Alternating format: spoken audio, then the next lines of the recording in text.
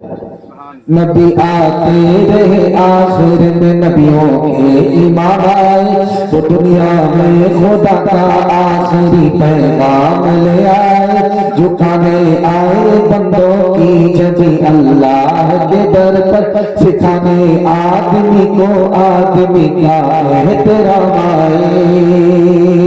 وہ آئے جب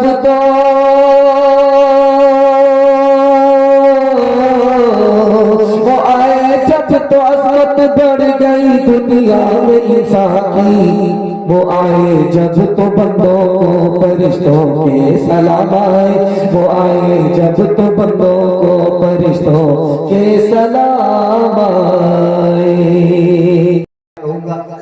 جب بھی مسجد میں جائیے خاموش ہو جائے، بولنا ہے تو تسبیح، بولنا ہے تو قرآن، بولنا ہے تو دعا،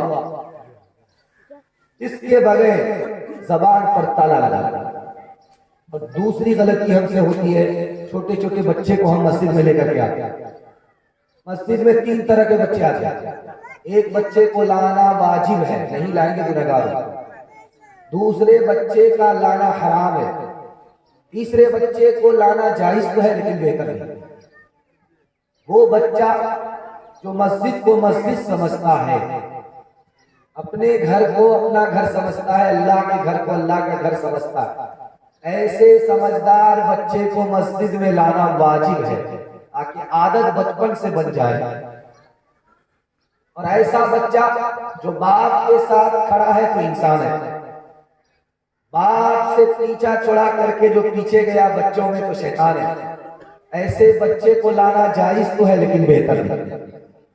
اور ایسا بچہ جو مسجد کو نانا نانی کا گھر سمجھتا ہے، ایسے بچے کو مسجد میں لانا حرام ہے۔ وہ بچہ گنہگار تو نہیں ہوگا، لانے والے ماں باپ گنہگار۔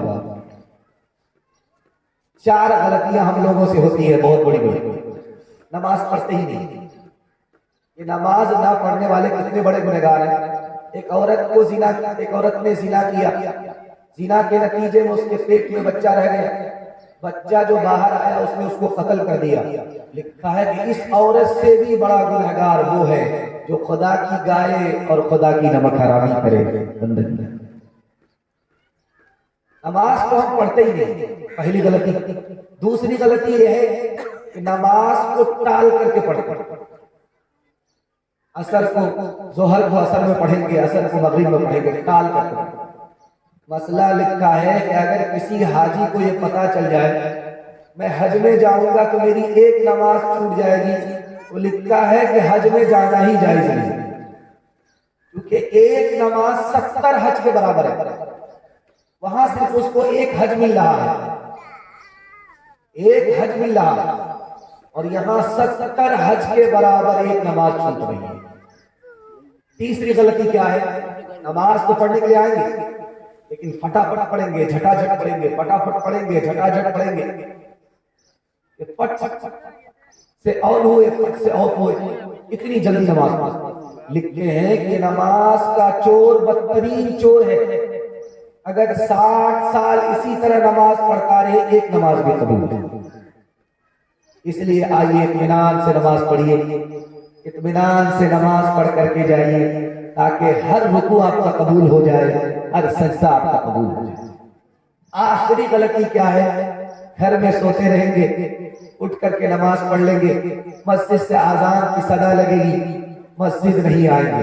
تو لکھا ہے کہ مسجد کے پڑوسی کی نماز مسجد میں قبول ہوتی ہے۔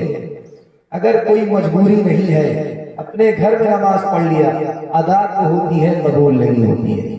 ہاتھ اٹھا کر کے وعدہ کیجئے انشاءاللہ مسجد کو سجدے سے آباد کریں گے انشاءاللہ۔ مایوس نظر آتے ہیں مسجد کے منارے، آتا ہی نہیں کوئی مؤذن کے پکارے، منبر بھی خاموش تو محراب ہے سنسان، ہم کیسے مسلمان ہیں، ہم کیسے مسلمان، ہم صرف ہی سنتے ہیں مسجد کی اذان ہم سے ادا 5 نمازیں، آباد ہی رہے مقام اور مسجد ویران، ہم کیسے مسلمان ہیں، ہم کیسے مسلمان۔